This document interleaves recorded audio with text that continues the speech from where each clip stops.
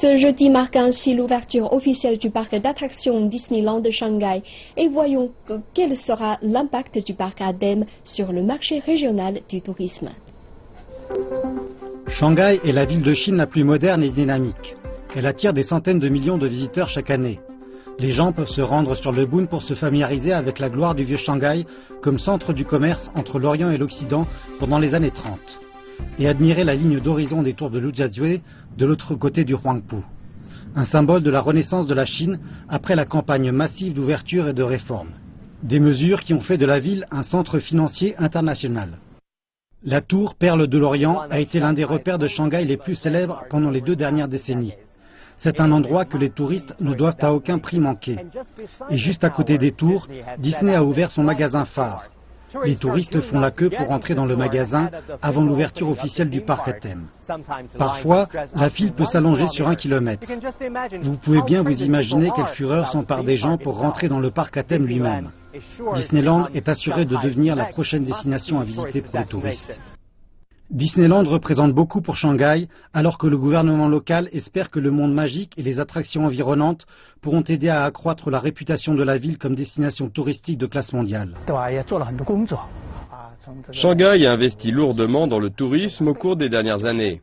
À part mettre à niveau ses infrastructures et ses équipements, le gouvernement local a aussi fait de grands efforts pour créer des lieux touristiques comme Happy Valley, la tour Perle de l'Orient et le Bund. Mais l'introduction d'un projet comme Disneyland, avec sa réputation mondiale, représente vraiment beaucoup pour le tourisme à Shanghai.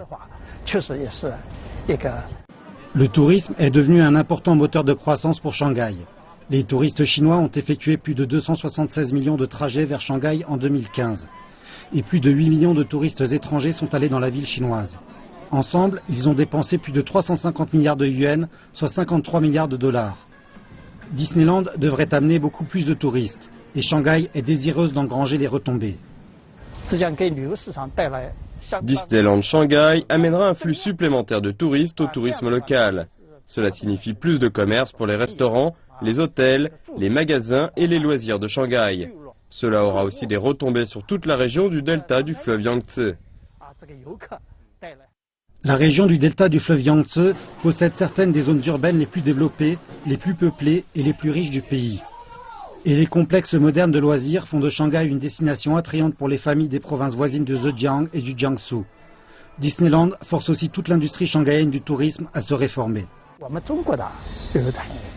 Le tourisme chinois peut tirer des leçons de la manière dont Disney construit la stratégie de marque de ses parcs à thème, particulièrement la manière de promouvoir l'intégration de la technologie et du tourisme. Comment incorporer le riche héritage culturel de la Chine avec le tourisme? Avec davantage de choix disponibles et davantage d'argent en poche, cela demeure en dernière instance aux touristes de prendre la décision finale. Et la compétition sera certainement âpre.